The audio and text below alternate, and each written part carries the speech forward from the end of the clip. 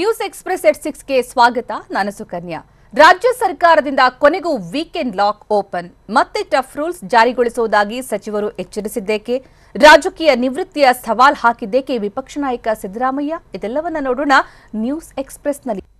ರಾಜ್ಯದ ಜನರಿಗೆ ಕೊನೆಗೂ ಸಿಕ್ತು ಬಿಗ್ ರಿಲೀಫ್. ವೀಕೆಂಡ್ ಕರ್ಫ್ಯೂನಿಂದ ಕರುನಾಡಿಗೆ ಮುಕ್ತಿ. ಕೊರೋನಾ ರೂಲ್ಸ್ ಬಗ್ಗೆ ಸರ್ಕಾರ ಏನೆಲ್ಲ ಮಹತ್ವದ ನಿರ್ಧಾರ ಕೈಗೊಂಡಿದೆ ನೋಡೋಣ. ಕರ್ಫ್ಯೂ ಖತಮ್ ನ್ಯೂಸ್ ಎಕ್ಸ್‌ಪ್ರೆಸ್‌ನಲ್ಲಿ.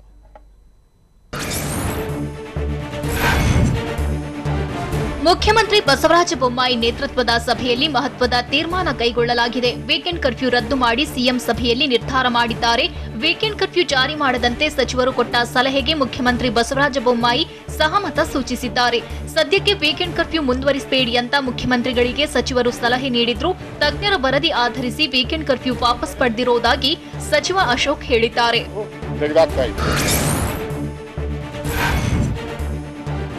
ರಾಜ್ಯದಲ್ಲಿ ಕೊರೋನಾ ಸೋಂಕಿತರು ಆಸ್ಪತ್ರೆಗೆ ಸೇರುವ ಸಂಖ್ಯೆ ಮತ್ತಷ್ಟು ಹೆಚ್ಚಾದರೆ ಮತ್ತೆ ವೀಕೆಂಡ್ ಕರ್ಫ್ಯೂ ಜಾರಿ ಮಾಡುವುದಾಗಿ ಕಂದಾಯ ಸಚಿವ ಆರ್ ಅಶೋಕ್ ಹೇಳಿದ್ದಾರೆ. ಇಂದು ರಾತ್ರಿಯಿಂದಲೇ ರಾಜ್ಯಾದ್ಯಂತ ವೀಕೆಂಡ್ ಕರ್ಫ್ಯೂ ರದ್ದು ಮಾಡಿದ್ದು, ತಜ್ಞರ ಅಭಿಪ್ರಾಯದಂತೆ ವೀಕೆಂಡ್ ಕರ್ಫ್ಯೂ ಕ್ಯಾನ್ಸಲ್ ಮಾಡಿದ್ದೇವೆ. ಸದ್ಯ ಆಸ್ಪತ್ರೆಗೆ ದಾಖಲಾಗುವ ಸೋಂಕಿತರ ಸಂಖ್ಯೆ 5% ಒಂದ್ ವೇಳೆ ಮುಂದಿನ ದಿನಗಳಲ್ಲಿ ಕೊರೋನಾ ಸೋಂಕಿತರು ಆಸ್ಪತ್ರೆಗೆ ದಾಖಲಾಗುವ ಸಂಖ್ಯೆ ಹೆಚ್ಚಾದರೆ ಮತ್ತೆ ವೀಕೆಂಡ್ ಕರ್ಫ್ಯೂ ಜಾರಿ ಮಾಡ್ತೇವೆ ಅಂತ ಹೇಳಿದ್ದಾರೆ.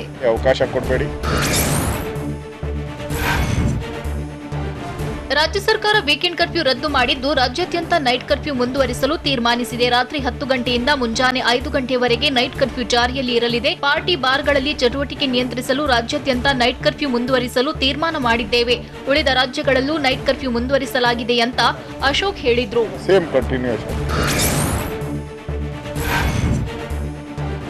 ಜನಾಕ್ರೋಶಕ್ಕೆ ಮಣಿದು ವೀಕೆಂಡ್ ಕರ್ಫ್ಯೂ ರದ್ದುಗೊಳಿಸಿರುವ ಸರ್ಕಾರ ರಾಜ್ಯಾದ್ಯಂತ 50-50 ರೂಲ್ಸ್ ಮುಂದುವರಿಸಿದೆ. ಹೋಟೆಲ್, ಥಿಯೇಟರ್, ಬಾರ್, ರೆಸ್ಟೋರೆಂಟ್, ಜಿಮ್ಗಳಲ್ಲಿ 50-50 ನಿಯಮ ಮುಂದುವರಿಸಲಾಗಿದೆ. ಶನಿವಾರ, ಭಾನುವಾರವೂ ಹೋಟೆಲ್, ಬಾರ್, ರೆಸ್ಟೋರೆಂಟ್, ಜಿಮ್ಗಳು ಓಪನ್ ಇರಲಿದ್ದು, ವಾರದ 7 ದಿನವೂ 50% ನಿರ್ಬಂಧ ಅನ್ವಯವಾಗಲಿದೆ.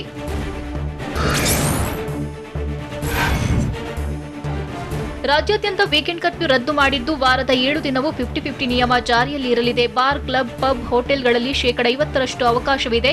ಆದರೆ ಸಿಬ್ಬಂದಿ 2 ಡೋಸ್ ಲಸಿಕೆ ಪಡೆದಿರುವುದು ಕಡ್ಡಾಯವಾಗಿದೆ. ರಾಜ್ಯ ಸರ್ಕಾರದಿಂದ ಹೊಸ ಮಾರ್ಗಸೂಚಿ ಬಿಡುಗಡೆ ಮಾಡಿದ್ದು, ರಾಜ್ಯಾದ್ಯಂತ ವೀಕೆಂಡ್ ಕರ್ಫ್ಯೂ ರದ್ದುಗೊಳಿಸಿದೆ.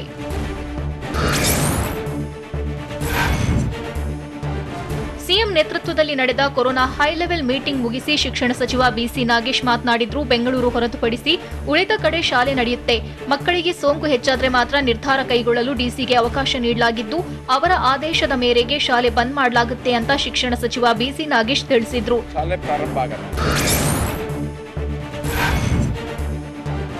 ಮುಂದುವರಿದು ಮಾತನಾಡಿದ ಶಿಕ್ಷಣ ಸಚಿವ ಬಿಸಿ ನಾಗೇಶ್, ಬೆಂಗಳೂರಿನಲ್ಲಿ ಸದ್ಯಕ್ಕೆ ಜನವರಿ 29ರವರೆಗೆ ಶಾಲೆ ಬಂದ್ ಮಾಡಿರೋ ರೂಲ್ಸ್ ಮುಂದುವರಿಯುತ್ತೆ. ಜನವರಿ 29ರಂದು ಮತ್ತೆ ಸಭೆ ನಡೆಸಿ ಬೆಂಗಳೂರು ಶಾಲೆಗಳನ್ನ ಓಪನ್ ಮಾಡೋ ಬಗ್ಗೆ ಚರ್ಚಿಸಲಾಗುತ್ತೆ. ಆ ಬಳಿಕ ಸ್ಕೂಲ್ ಓಪನ್ ಕುರಿತು ತೀರ್ಮಾನ ಮಾಡಲಾಗುತ್ತೆ ಅಂತ ಬಿಸಿ ನಾಗೇಶ್ ಹೇಳಿದ್ದಾರೆ.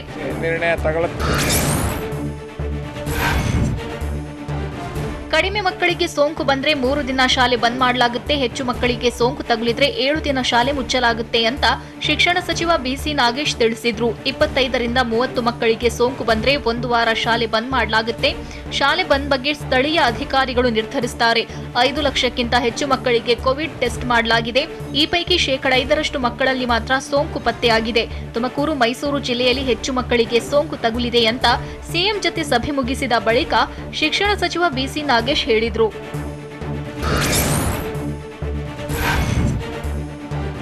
ರಾಜ್ಯದಲ್ಲಿ ವೀಕೆಂಡ್ ಕರ್ಫ್ಯೂ ರದ್ದು ಮಾಡಿದ್ದು, ಸಭೆ ಸಮಾರಂಭಗಳಿಗೆ ಯಥಾಸ್ಥಿತಿ ಮುಂದುವರಿಕೆಗೆ ನಿರ್ಧಾರ ಮಾಡಿದ್ದಾರೆ. ಈಗಿರುವ ನಿಯಮಗಳನ್ನೇ ಮುಂದುವರಿಸಲು ನಿರ್ಧರಿಸಿದ್ದಾರೆ.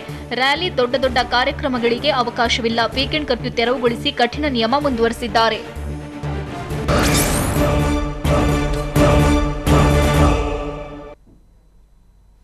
ಹೋಟೆಲ್, ಬಾರ್, ರೆಸ್ಟೋರೆಂಟ್ಗೆ ಸರ್ಕಾರ ರಿಲೀಫ್ ಕೊಟ್ಟಿದ್ದು ಹೇಗೆ? ಶನಿವಾರ, ಭಾನುವಾರ ಯಾವೆಲ್ಲ ಸೇವೆ ಸಿಗಲಿದೆ? ಮದುವೆ, ಸಭೆ, ಸಮಾರಂಭಗಳಿಗೆ ಯಾವೆಲ್ಲ ಷರತ್ತು? ನೋಡೋಣ ಬಿಗ್ ರಿಲೀಫ್ ನ್ಯೂಸ್ ಎಕ್ಸ್‌ಪ್ರೆಸ್‌ನಲ್ಲಿ. ರಾಜ್ಯ ಸರ್ಕಾರ ರಾಜ್ಯಾದ್ಯಂತ ವೀಕೆಂಡ್ ಕರ್ಫ್ಯೂ ರದ್ದು ಮಾಡಿದ್ದು, ಸರ್ಕಾರ ಅಧಿಕೃತ ಘೋಷಣೆ ಮಾಡಿದೆ. ಶನಿವಾರ, ಭಾನುವಾರ ಕರ್ಫ್ಯೂ ಕ್ಯಾನ್ಸಲ್ ಮಾಡಿದ್ದು, ರಾತ್ರಿ 10ರಿಂದ ಬೆಳಗ್ಗೆ 5ರವರೆಗೆ ನೈಟ್ ಕರ್ಫ್ಯೂ ಜಾರಿಯಲ್ಲಿ ಇರಲಿದೆ. ನೈಟ್ ಕರ್ಫ್ಯೂ ಎಂದಿನಂತೆ ಮುಂದುವರಿಯಲಿದೆ. ಇನ್ನು ರಾಜ್ಯದಲ್ಲಿ ಹೋಟೆಲ್, ಬಾರ್, ಪಬ್, ಥಿಯೇಟರ್, ಜಿಮ್ಗಳಿಗೆ 50-50 ರೂಲ್ಸ್ ಮುಂದುವರಿಸಲಾಗಿದೆ. ಸರ್ಕಾರದ ನಿರ್ಧಾರದಿಂದ ಹಲವು ಉದ್ಯಮಗಳಿಗೆ ಬಿಗ್ ರಿಲೀಫ್ ಸಿಕ್ಕಿದೆ.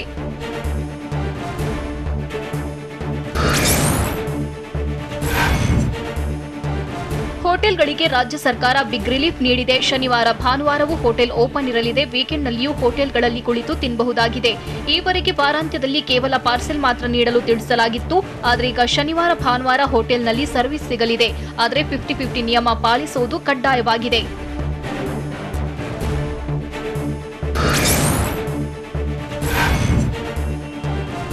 ಎಣ್ಣೆ ಪ್ರಿಯರಿಗೆ ರಾಜ್ಯ ಸರ್ಕಾರ ಗುಡ್ ನ್ಯೂಸ್ ಕೊಟ್ಟಿದೆ. ಬಾರ್ ಅಂಡ್ ರೆಸ್ಟೋರೆಂಟ್ಗಳಿಗೆ ಬಿಗ್ ರಿಲೀಫ್ ಸಿಕ್ಕಿದ್ದು ವೀಕೆಂಡ್ನಲ್ಲಿ ಕಿಕ್ಕೇರಿಸಿಕೊಳ್ಳಲು ಅವಕಾಶವಿದೆ. ಇನ್ಮುಂದೆ ಶನಿವಾರ ಹಾಗೂ ಭಾನುವಾರವೂ ಎಣ್ಣೆ ಸಿಗುತ್ತೆ. ಬಾರ್ ರೆಸ್ಟೋರೆಂಟ್ಗಳಿಗೆ ವಾರದ 7 ದಿನವೂ 50-50 ರೂಲ್ಸ್ ಅನ್ವಯವಾಗಲಿದೆ. ಈ ಮೊದಲು ರಾಜ್ಯ ಸರ್ಕಾರ ವೀಕೆಂಡ್ನಲ್ಲಿ ಬಾರ್ಗಳಲ್ಲಿ ಪಾರ್ಸೆಲ್ಗೂ ಅವಕಾಶ ಕೊಟ್ಟಿರಲಿಲ್ಲ.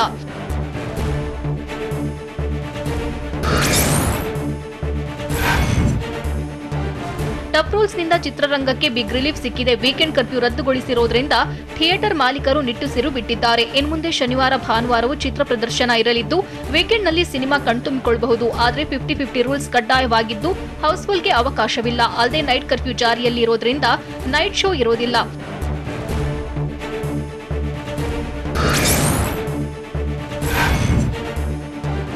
ವಾರಪೂರ್ತಿ ಜಿಮ್ಗಳ ಬಾಗಿಲು ಓಪನ್ ಮಾಡಲು ರಾಜ್ಯ ಸರ್ಕಾರ ಗ್ರೀನ್ ಸಿಗ್ನಲ್ ತೋರಿಸಿದೆ. ಮುಖ್ಯಮಂತ್ರಿ ಬಸವರಾಜ ಬೊಮ್ಮಾಯಿ ನೇತೃತ್ವದ ಸಭೆಯಲ್ಲಿ ಶನಿವಾರ ಭಾನುವಾರವೂ ಜಿಮ್ಗಳನ್ನು ತೆರೆಯಲು ಒಪ್ಪಿಗೆ ಸೂಚಿಸಿದೆ. ಆದರೆ ಜಿಮ್ಗಳಲ್ಲಿ 50-50 ರೂಲ್ಸ್ ಯಥಾಸ್ಥಿತಿಯಂತೆ ಕಂಟಿನ್ಯೂ ಆಗಿದೆ. 50% ಜನರು ಮಾತ್ರ ಒಮ್ಮೆಗೆ ವರ್ಕೌಟ್ ಮಾಡಬಹುದಾಗಿದೆ.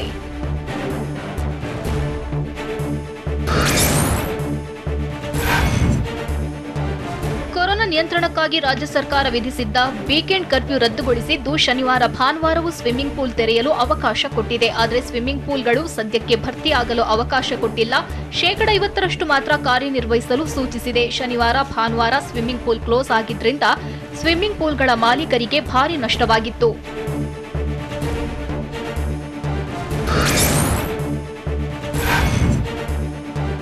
ರಾಜ್ಯ ಸರ್ಕಾರ ಮಹತ್ವದ ತೀರ್ಮಾನ ಕೈಗೊಂಡಿದ್ದು ವೀಕೆಂಡ್ ಕರ್ಫ್ಯೂ ರದ್ದುಗೊಳಿಸಿದೆ. ಹೀಗಾಗಿ ಶನಿವಾರ ಭಾನುವಾರವೂ ಮಾಲ್ ಓಪನ್ ಇರಲಿದೆ. ವಾರಾಂತ್ಯದ ರಜೆಯಲ್ಲಿ ಶಾಪಿಂಗ್ ಪ್ರಿಯರು ಮಾಲ್ಗೆ ಹೋಗಲು ಯಾವುದೇ ಅಡ್ಡಿ ಇಲ್ಲ. ಇನ್ನು ಪಬ್ಗಳು ಬಾಗಿಲು ತೆರೆದಿರಲಿದೆ. ಅಲ್ಲದೆ ಪಾರ್ಕ್ಗಳು ಓಪನ್ ಇರಲಿದೆ.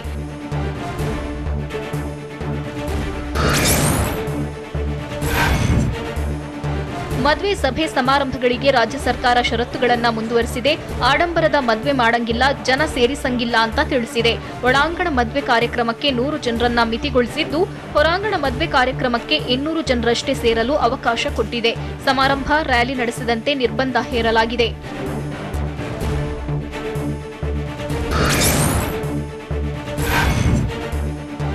ರಾಜ್ಯದಲ್ಲಿ ವೀಕೆಂಡ್ ಕರ್ಫ್ಯೂ ವಾಪಸ್ ಪಡೆದಿದ್ದು ಆಟೋ ಚಾಲಕರಿಗೆ ಬಿಗ್ ರಿಲೀಫ್ ಸಿಕ್ಕಿದೆ. ರಾಜ್ಯಾದ್ಯಂತ ವೀಕೆಂಡ್ ಕರ್ಫ್ಯೂ ರದ್ದು ಮಾಡಿದ್ದು ಶನಿವಾರ ಭಾನುವಾರ ಸಂಚಾರ ಯಥಾಸ್ಥಿತಿಯಲ್ಲಿ ಇರಲಿದೆ. ಹೀಗಾಗಿ ಆಟೋ ಚಾಲಕರು ನಿಟ್ಟುಸಿರು ಬಿಡುವಂತಾಗಿದೆ. ಈವರೆಗೆ ಶನಿವಾರ ಮತ್ತು ಭಾನುವಾರ ವೈದ್ಯಕೀಯ ಸೇವೆ ಸೇರಿದಂತೆ ಅಗತ್ಯ ಸೇವೆಗೆ ಮಾತ್ರ ಸಂಚಾರಕ್ಕೆ ಅವಕಾಶ ನೀಡಲಾಗಿತ್ತು.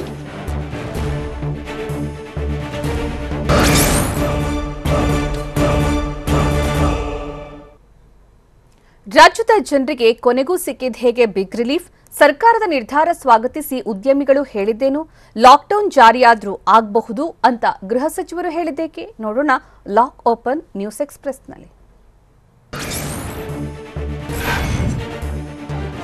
ಇಂದು ಸರ್ಕಾರ ತೆಗೆದುಕೊಂಡ ನಿರ್ಧಾರದಿಂದ ಜನರ ಹೊಣೆಗಾರಿಕೆ ಹೆಚ್ಚಾಗಿದೆ ಅಂತ ಗೃಹ ಸಚಿವ ಆರಗ ಜ್ಞಾನೇಂದ್ರ ಹೇಳಿದ್ದಾರೆ. ಬೆಂಗಳೂರಿನಲ್ಲಿ ಮಾತನಾಡಿದ ಅವರು, ಜನ ಸರ್ಕಾರದ ತೀರ್ಮಾನಕ್ಕೆ ಸಹಕಾರ ನೀಡಬೇಕು.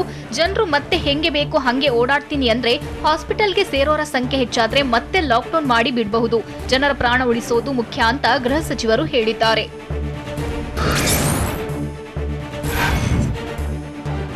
ಮುಂದುವರಿದು ಮಾತನಾಡಿದ ಗೃಹ ಸಚಿವ ಆರಗ ಜ್ಞಾನೇಂದ್ರ, ಆಟೋ ಚಾಲಕರು, ಬೀದಿ ಬದಿ ವ್ಯಾಪಾರಿಗಳು, ಬಡವರಿಗೆ ವೀಕೆಂಡ್ ಕರ್ಫ್ಯೂನಿಂದ ತೊಂದರೆಯಾಗ್ತಿತ್ತು. ಅವರ ಒಳಿತಿಗಾಗಿ ಕೊರೋನಾ ಕೇಸ್ ಸಂಖ್ಯೆ ಹೆಚ್ಚಾಗ್ತಿದ್ರು ರೂಲ್ಸ್ ತೆಗೆದು ಹಾಕುವಂತಹ ಮಹತ್ತರದ ನಿರ್ಧಾರವನ್ನ ಸರ್ಕಾರ ತೆಗೆದುಕೊಂಡಿದೆ. ಹೀಗಾಗಿ ರಾಜ್ಯದ ಜನ ಎಚ್ಚೆತ್ತು ಸರ್ಕಾರದ ನಿರ್ಧಾರವನ್ನ ಪಾಲಿಸಬೇಕು ಅಂತ ಗೃಹ ಸಚಿವ ಆರಗ ಜ್ಞಾನೇಂದ್ರ ಹೇಳಿದ್ದಾರೆ.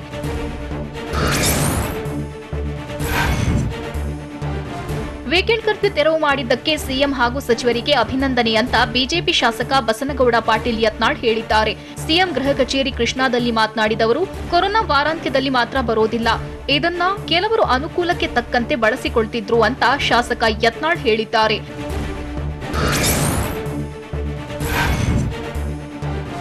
ಮುಂದುವರಿದು ಮಾತನಾಡಿದ ಬಿಜೆಪಿ ಶಾಸಕ ಯತ್ನಾಳ್, ಕಾಂಗ್ರೆಸ್ ಪಾದಯಾತ್ರೆಗೆ ಮೊದಲೇ ಅವಕಾಶ ಕೊಡಬಾರದಿತ್ತು ಅಂತ ಕಾಂಗ್ರೆಸ್ ವಿರುದ್ಧ ಗುಡುಗಿದ್ದಾರೆ. ಒಂದ್ ವೇಳೆ ಕಾಂಗ್ರೆಸ್ನವರು ಪಾದಯಾತ್ರೆ ಇನ್ನೂ ಮುಂದುವರಿಸಿದ್ರೆ ಯಾರೂ ಇರ್ತಿರ್ಲಿಲ್ಲ, ದೇವರ ಹತ್ತಿರ ಹೋಗ್ತಿದ್ರು ಅಂತ ಶಾಸಕ ಯತ್ನಾಳ್ ಕೈ ವಿರುದ್ಧ ಕಿಡಿಕಾರಿದ್ದಾರೆ.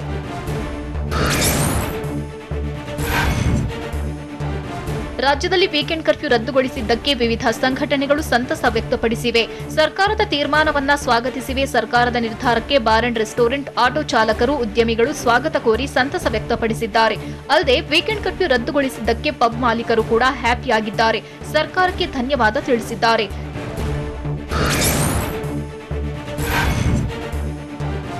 ಸರ್ಕಾರದ ನಿರ್ಧಾರ ಖುಷಿ ಕೊಟ್ಟಿದೆ ಅಂತ ಬೆಂಗಳೂರಲ್ಲಿ ಹೋಟೆಲ್ ಮಾಲೀಕರು ಹೇಳಿದ್ದಾರೆ. ಆದರೆ ನೈಟ್ ಕರ್ಫ್ಯೂ ಬಗ್ಗೆ ಸರ್ಕಾರ ಚಿಂತಿಸಬೇಕಿತ್ತು. ಮುಂದಿನ ದಿನಗಳಲ್ಲಿ ನೈಟ್ ಕರ್ಫ್ಯೂ ಬಗ್ಗೆಯೂ ಬೇಡಿಕೆ ಇಡ್ತೇವೆ. ನೈಟ್ ಕರ್ಫ್ಯೂ ವಿಸ್ತರಣೆ ಬಗ್ಗೆ ಸರ್ಕಾರಕ್ಕೆ ಒತ್ತಡ ಹಾಕ್ತೇವೆ ಅಂತ ಬೆಂಗಳೂರಿನ ಹೋಟೆಲ್ ಮಾಲೀಕರಾದ ಕೃಷ್ಣರಾಜ್ ಅನ್ನೋರು ತಮ್ಮ ಅಭಿಪ್ರಾಯ ವ್ಯಕ್ತಪಡಿಸಿದ್ದಾರೆ.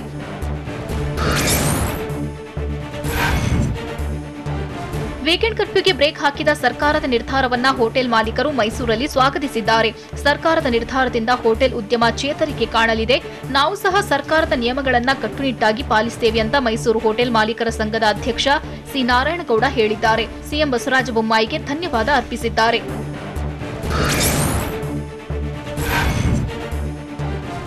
ಸರ್ಕಾರದ ನಿರ್ಧಾರವನ್ನ ಮೈಸೂರಿನ ಉದ್ಯಮಿಯೊಬ್ಬರು ವೆಲ್ಕಮ್ ಮಾಡಿದ್ದಾರೆ. ವೀಕೆಂಡ್ ಕರ್ಫ್ಯೂ ಬಂದ್ ಮಾಡಿದ ಸರ್ಕಾರದ ಡಿಸಿಷನ್ನಿಂದ ನಮ್ಮ ಜವಾಬ್ದಾರಿ ಜಾಸ್ತಿಯಾಗಿದೆ. ನಾವು ಸಹ ಜವಾಬ್ದಾರಿಯುತವಾಗಿ ವರ್ತಿಸುತ್ತೇವೆ. ಸರ್ಕಾರದ ನಿರ್ಧಾರದಿಂದ ಜನರಿಗೆ, ಉದ್ಯಮಿಗಳಿಗೆ ಒಳಿತಾಗಲಿದೆ. ಯಾವಾಗಲೂ ಸರ್ಕಾರ ಜನರ ಹಿತದೃಷ್ಟಿಯಿಂದ ನಿರ್ಧಾರ ಕೈಗೊಳ್ಳಬೇಕು ಅಂತ ಉದ್ಯಮಿ ಹೇಳಿದ್ದಾರೆ.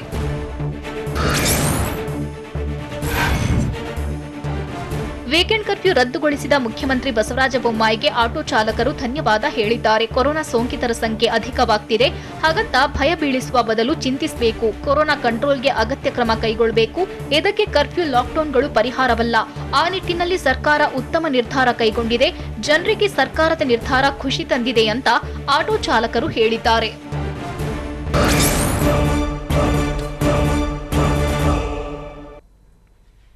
ರಾಜಕೀಯ ನಿವೃತ್ತಿಯ ಸವಾಲ್ ಹಾಕಿದ್ದೇಕೆ ವಿಪಕ್ಷ ನಾಯಕ ಸಿದ್ದರಾಮಯ್ಯ?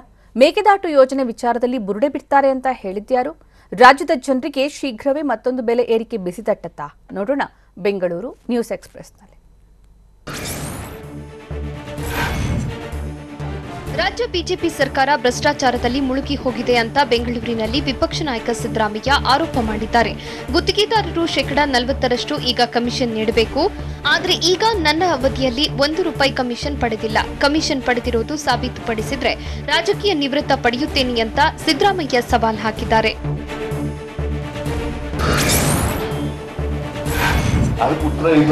ಮೇಕೆದಾಟು ವಿಚಾರದಲ್ಲಿ ಬುರುಡೆ ಬಿಡ್ತಾರೆ. 2.5 ವರ್ಷದಲ್ಲಿ ಏನ್ ಮಾಡಿದ್ರಿ ಅಂತ ಕೇಳಿದ್ರೆ ಉತ್ತರ ನೀಡಲ್ಲ ಅಂತ ಸಚಿವ ಗೋವಿಂದ ಕಾರಜೋಳ ವಿರುದ್ಧ ಸಿದ್ದರಾಮಯ್ಯ ಕಿಡಿಕಾರಿದ್ದಾರೆ.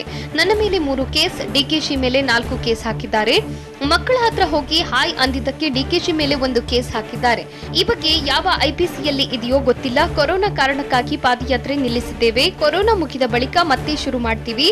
ಕೊರೋನಾ ಒಂದು ವೈರಲ್ ಡಿಸೀಸ್ ಎಂದು ಸಿದ್ದರಾಮಯ್ಯ ಹೇಳಿದ್ದಾರೆ.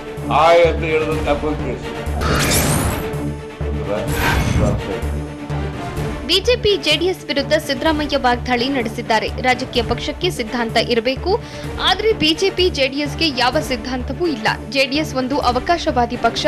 ಸಿದ್ಧಾಂತದ ಮೇಲೆ ಯಾವುದಾದ್ರೂ ಪಕ್ಷ ಇದ್ರೆ ಅದು ಕಾಂಗ್ರೆಸ್ ಮಾತ್ರ ಅಂತ ಸಿದ್ದರಾಮಯ್ಯ ಹೇಳಿದ್ದಾರೆ.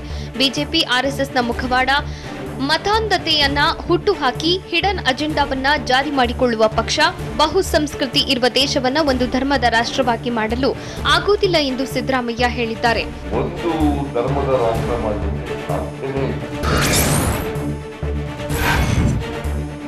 ಭಾರತೀಯ ಆಡಳಿತ ಸೇವೆಯ ನಿಯಮ 1954ರ ತಿದ್ದುಪಡಿಗೆ ವಿಪಕ್ಷ ನಾಯಕ ಸಿದ್ದರಾಮಯ್ಯ ತೀವ್ರ ಆಕ್ರೋಶ ಹೊರಹಾಕಿದ್ದಾರೆ. ತಿದ್ದುಪಡಿ ಮೂಲಕ ಕೇಂದ್ರ ಸರ್ಕಾರ ರಾಜ್ಯಗಳ ಆಡಳಿತದ ಮೇಲೆ ನಿಯಂತ್ರಣ ಮಾಡಲು ಹೊರಟಿದೆ. ಇದಕ್ಕೆ ರಾಜ್ಯ ಸರ್ಕಾರವು ವಿರೋಧ ವ್ಯಕ್ತಪಡಿಸಬೇಕೆಂದು ಸಿದ್ದರಾಮಯ್ಯ ಒತ್ತಾಯಿಸಿದ್ದಾರೆ. ವಿಪಕ್ಷಗಳ ಜೊತೆ ಚರ್ಚಿಸಿ ಕೇಂದ್ರದ ನಿಲುವು ವಿರೋಧಿಸಬೇಕು ಅಂತ ಮುಖ್ಯಮಂತ್ರಿ ಬಸವರಾಜ ಬೊಮ್ಮಾಯಿಗೆ ಸಿದ್ದರಾಮಯ್ಯ ಪತ್ರ ಬರೆದಿದ್ದಾರೆ.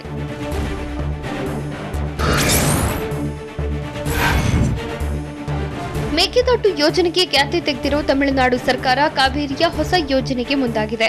2ನೇ ಹಂತದ ಹೊಗೇನಕಲ್ ಕುಡಿಯುವ ನೀರಿನ ಕಾಮಗಾರಿಗೆ ಶೀಘ್ರವೇ 4,600 ಕೋಟಿ ವೆಚ್ಚದ ಡಿಪಿಆರ್ ಸಿದ್ಧಪಡಿಸುತ್ತಿದ್ದೇವೆ ಅಂತ ತಮಿಳುನಾಡು ಸಿಎಂ ಸ್ಟಾಲಿನ್ ಹೇಳಿದ್ದಾರೆ. ಈ ಬಗ್ಗೆ ಪ್ರತಿಕ್ರಿಯಿಸಿರುವ ಜಲಸಂಪನ್ಮೂಲ ಸಚಿವ ಗೋವಿಂದ ಕಾರಜೋಳ, ಯೋಜನೆ ಕೈಗೆತ್ತಿಕೊಳ್ಳಲು ಕರ್ನಾಟಕ ಬಿಡುವುದಿಲ್ಲ ಅಂತ ಹೇಳಿದ್ದಾರೆ. ತಮಿಳುನಾಡು ಪ್ರಕಟಿಸಿರುವ ಯೋಜನೆ 2 ರಾಜ್ಯಗಳ ಭೌಗೋಳಿಕ ವ್ಯಾಪ್ತಿ ಇರೋದ್ರಿಂದ ನಮ್ಮ ಅಭಿಪ್ರಾಯ ಮುಖ್ಯ. ಜಂಟಿ ಸರ್ವೆ ನಡೆಯದೆ ಯಾವುದೇ ಕಾರಣಕ್ಕೂ ನಾವು ಬಿಡೋದಿಲ್ಲ ಎಂದು ಕಾರಜೋಳ ತಿಳಿಸಿದ್ದಾರೆ.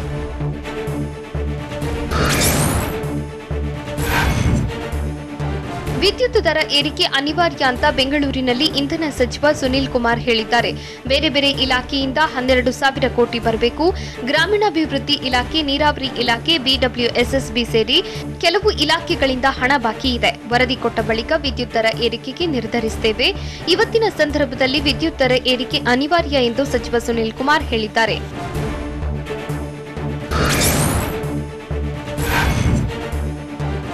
ಬೆಂಗಳೂರಿನ ಜನರಿಗೆ ಮತ್ತೊಂದು ಬೆಲೆ ಏರಿಕೆ ಶಾಕ್ ಎದುರಾಗಲಿದೆ. ನೀರಿನ ದರ ಹೆಚ್ಚಳಕ್ಕೆ ಬೆಂಗಳೂರು ಜಲಮಂಡಳಿ ಮುಂದಾಗಿದ್ದು 8 ವರ್ಷಗಳ ಬಳಿಕ ದರ ಪರಿಷ್ಕರಣೆಗೆ ಸರ್ಕಾರಕ್ಕೆ ಪ್ರಸ್ತಾವನೆ ಸಲ್ಲಿಸಿದೆ. ನಿರ್ವಹಣೆ ವೆಚ್ಚ ಹೆಚ್ಚಳದ ಕಾರಣ ನೀಡಿ ಗೃಹ ಬಳಕೆಗೆ %16, ವಾಣಿಜ್ಯ ಬಳಕೆಗೆ %21 ದರ ಏರಿಕೆ ಪ್ರಸ್ತಾವನೆ ಸಲ್ಲಿಸಿದೆ. ಈ ಮೊದಲು 2 ವರ್ಷಗಳ ಹಿಂದೆ ದರ ಏರಿಕೆಗೆ ಪ್ರಸ್ತಾವನೆ ಸಲ್ಲಿಸಲಾಗಿತ್ತು. ಆದರೆ ಕೋವಿಡ್ ಕಾರಣದಿಂದ ಸರ್ಕಾರ ದರ ಏರಿಕೆಗೆ ಒಪ್ಪಿರಲಿಲ್ಲ.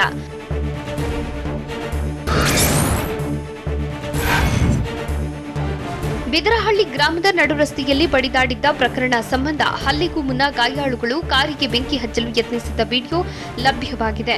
ಗಾಯಗೊಂಡಿರೋ ಮಹೇಶ್ ಅಲಿಯಾಸ್ ಮಸಾಲೆ ಅಭಿಷೇಕ್ ಎಂಬುವವರ ಮನೆ ಮುಂದೆ ಬೆಂಕಿ ಹಚ್ಚಲು ಯತ್ನಿಸಿದ್ದ. ಮನೆಯವರು ಲೈಟ್ ಹಾಕಿದ್ರಿಂದ ಸ್ಥಳದಿಂದ ಎಸ್ಕೇಪ್ ಆಗಿದ್ದ. ಬಳಿಕ ಬೆಳಗ್ಗೆ ಕೇಳಲು ಹೋದಾಗ ಮಾತಿನ ಚಕಮಕಿ ನಡೆದು ರಸ್ತೆಯಲ್ಲೇ ರಾಡ್ ಮತ್ತು ಸುತ್ತಿಗೆಯಿಂದ ಹಲ್ಲೆ ಮಾಡಿದ್ರು.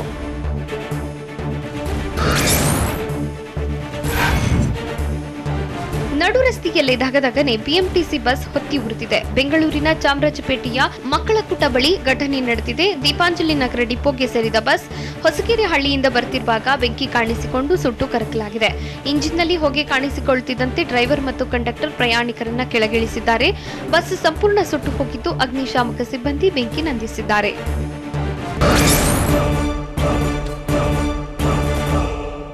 ತುಮಕೂರಲ್ಲಿ ಪೊಲೀಸರ ವಿರುದ್ಧ ಸಿಎಂ ಬೊಮ್ಮಾಯಿ ಗರಂ ಆಗಿದ್ದೇಕೆ? ವೈರಾಗ್ಯದ ಮಾತಾಡಿದ್ದೇಕೆ ಸಂಸದ ಅನಂತಕುಮಾರ್ ಹೆಗಡೆ? ಉತ್ತರ ಪ್ರದೇಶ ಚುನಾವಣಾ ಪ್ರಣಾಳಿಕೆಯಲ್ಲಿ ಕಾಂಗ್ರೆಸ್ ಏನೆಲ್ಲ ಭರವಸೆ ನೀಡಿದೆ ನೋಡೋಣ ಸಮಗ್ರ ನ್ಯೂಸ್ ಎಕ್ಸ್‌ಪ್ರೆಸ್‌ನಲ್ಲಿ.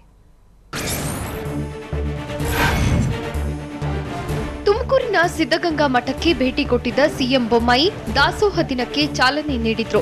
ಬಳಿಕ ಮಾತನಾಡಿದ ಸಿಎಂ, ಆಧುನಿಕ ಕಾಲದಲ್ಲಿ ತ್ರಿವಿಧ ದಾಸೋಹಕ್ಕೆ ಮಹತ್ವ ಕೊಡಬೇಕಾಗಿದೆ ಎಂದರು. ಅಲ್ಲದೆ ಶಿವಕುಮಾರ ಶ್ರೀಗಳಿಗೆ ಭಾರತ ರತ್ನ ನೀಡುವಂತೆ ಕೇಂದ್ರ ಸರ್ಕಾರಕ್ಕೆ ಶಿಫಾರಸು ಮಾಡುವುದಾಗಿ ತಿಳಿಸಿದ್ರು. ಇನ್ನು ಮಠಕ್ಕೆ ಆಗಮಿಸುವ ಮುನ್ನ ಪೊಲೀಸರ ವಿರುದ್ಧ ಸಿಎಂ ಗರಂ ಆಗಿದ್ರು. ಜನ ಜಮಾವಣೆಯಾಗಿದ್ದನ್ನ ಕಂಡು ಸ್ಥಳದಲ್ಲಿದ್ದ ಐಜಿಪಿ ಚಂದ್ರಶೇಖರ್, ಡಿವೈಎಸ್ಪಿ ಶ್ರೀನಿವಾಸ್ ವಿರುದ್ಧ ಆಕ್ರೋಶ ಹೊರಹಾಕಿದ್ರು. ಸೀನಿಯರ್ ಆಫೀಸರ್ಸ್ ಇದ್ದೀರಾ, ಜನರು ಗುಂಪು ಸೇರದಂತೆ ಎಚ್ಚರ ವಹಿಸಿ ಅಂತ ಹೇಳಿದ್ರು.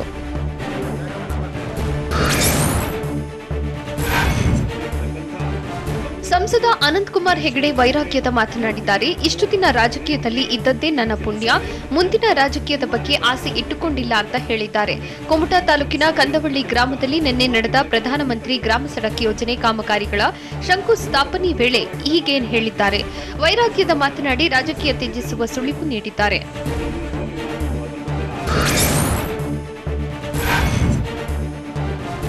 ಸರ್ಕಾರ ನೀಡಿದ್ದ ಪರಿಹಾರದ ಚೆಕ್ ಬೌನ್ಸ್ ಆಗಿಲ್ಲ ಅಂತ ಸುರಪುರದ ಬಿಜೆಪಿ ಶಾಸಕ ರಾಜು ಗೌಡ ಹೇಳಿದ್ದಾರೆ. ಕೃಷ್ಣ ಗ್ರಾಮೀಣ ಬ್ಯಾಂಕ್ ಮ್ಯಾನೇಜರ್ನಿಂದಾಗಿ ಯಾದಗಿರಿ ಜಿಲ್ಲೆಯಲ್ಲಿ 8 ರಿಂದ 9 ಜನರಿಗೆ ಸಮಸ್ಯೆಯಾಗಿದೆ. ಆದರೆ ಖಾತೆಯಲ್ಲಿ ಹಣವಿದೆ, ಯಾವುದೇ ಚೆಕ್ ಬೌನ್ಸ್ ಆಗಿಲ್ಲ. ಬ್ಯಾಂಕ್ ಮ್ಯಾನೇಜರ್ ಫಲಾನುಭವಿಗಳನ್ನ ಸುತ್ತಾಡಿಸಿ ಸಮಸ್ಯೆ ಮಾಡಿದ್ದಾರೆ. ಹೀಗಾಗಿ ಡಿಸಿ ತಹಶೀಲ್ದಾರ್ ಜೊತೆ ಮಾತನಾಡಿದ್ದೇನೆ. ಸಮಸ್ಯೆ ಮಾಡಿದ ಮ್ಯಾನೇಜರ್ ವಿರುದ್ಧ ಕ್ರಮ ಜರುಗಿಸುವ ಸಂಬಂಧ ಸಿಎಂ ಜೊತೆಯೂ ಚರ್ಚೆ ಮಾಡಿದ್ದೇನೆ ಅಂತ ಶಾಸಕ ರಾಜುಗೌಡ ಬೆಂಗಳೂರಿನಲ್ಲಿ ಹೇಳಿದ್ದಾರೆ.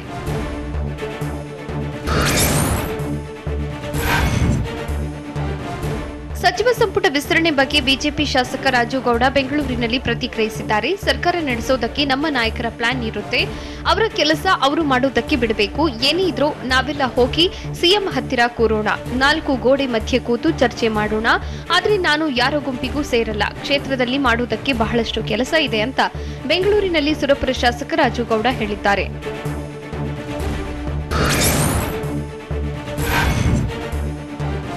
ಸುಧಾರಣೆಗಾಗಿ ರಾಜ್ಯ ಸರ್ಕಾರ ಸಂಪುಟದಲ್ಲಿ ಬದಲಾವಣೆ ಅಗತ್ಯವಿದೆ ಅಂತ ಬಿಜೆಪಿ ಪರಿಷತ್ ಸದಸ್ಯ ಎಚ್ ವಿಶ್ವನಾಥ್ ಹೇಳಿದ್ದಾರೆ.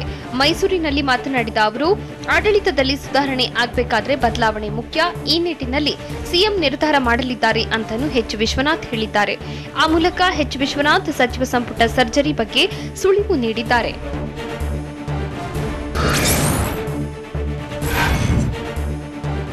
2017-18 ಕಬ್ಬಿನ ಬಾಕಿ ಬಿಲ್ ಮಲಪ್ರಭಾ ಸಕ್ಕರೆ ಕಾರ್ಖಾನೆಯಲ್ಲಿ ಸಕ್ಕರೆ ದಾಸ್ತಾನು ಗೋಲ್ಮಾಲ್, ಕಬ್ಬಿನ ಬಾಕಿ ಬಿಲ್ ರೈತರು ಅಮಾಯಕರ ಮೇಲೆ ಸಾಲ ತೆಗೆದುಕೊಳ್ಳಲಾಗಿದೆ ಅಂತ ರೈತರು ದೂರು ನೀಡಿದ್ದಾರೆ. ಮಲಪ್ರಭಾ ಸಕ್ಕರೆ ಕಾರ್ಖಾನೆಯಲ್ಲಿ ಗೋಲ್ಮಾಲ್ ನಡೆದಿದೆ ಅಂತ ಆರೋಪಿಸಿದ್ದಾರೆ. ರೈತರ ದೂರನ್ನ ಆಧರಿಸಿ ಸರ್ಕಾರ ಆಯುಕ್ತಾಲಯದಿಂದ ತನಿಖೆಗೆ ಆದೇಶಿಸಲಾಗಿದೆ. ತನಿಖೆಗೆ ಜಿಲ್ಲಾ ಕಮಿಟಿ ಮಾಡಲಾಗಿದೆ. ತನಿಖಾ ವರದಿ ಬಂದ ಬಳಿಕ ಯಾರು ತಪ್ಪು ಮಾಡಿದ್ದಾರೋ ಅವರ ಮೇಲೆ ಕ್ರಮ ಕೈಗೊಳ್ಳಲಾಗುತ್ತೆ ಅಂತ ಸಕ್ಕರೆ ಆಯುಕ್ತ ಶಿವಾನಂದ ಕಲಕೇರಿ ಹೇಳಿದ್ದಾರೆ.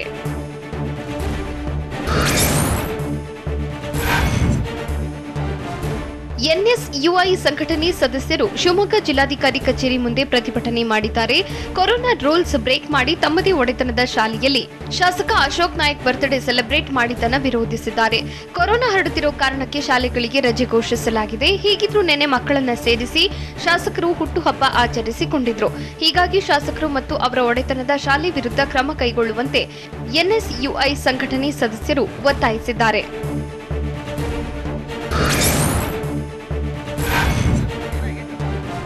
ಧಾರವಾಡದ ಪಿಡಬ್ಲ್ಯೂಡಿ ಮುಖ್ಯ ಇಂಜಿನಿಯರಿಂಗ್ ಕಚೇರಿ ಸಮೀಪ ಸಂಭವಿಸಿದ ಅಪಘಾತದಲ್ಲಿ ಚಾಲಕನೊಬ್ಬ ಗಾಯಗೊಂಡಿದ್ದಾನೆ. ಕಚೇರಿ ಬಳಿಯ ವಿಶ್ವೇಶ್ವರಯ್ಯ ಪ್ರತಿಮೆ ಕಟ್ಟೆಗೆ ಕಾರು ಡಿಕ್ಕಿ ಹೊಡೆದಿದ್ದು ಚಾಲಕ ಗಾಯದಿಂದ ನರಳಾಡುತ್ತಿದ್ದ. ಇದೇ ವೇಳೆ ಕರ್ತವ್ಯಕ್ಕೆ ಹೊರಟಿದ್ದ ಡಿಎಚ್ಒ ಚಾಲಕನಿಗೆ ಚಿಕಿತ್ಸೆ ನೀಡಿದ್ದಾರೆ. ಸದ್ಯ ಚಾಲಕನನ್ನ ಆಂಬ್ಯುಲೆನ್ಸ್ನಲ್ಲಿ ಜಿಲ್ಲಾಸ್ಪತ್ರೆಗೆ ದಾಖಲಿಸಿ ಚಿಕಿತ್ಸೆ ನೀಡಲಾಗುತ್ತಿದೆ.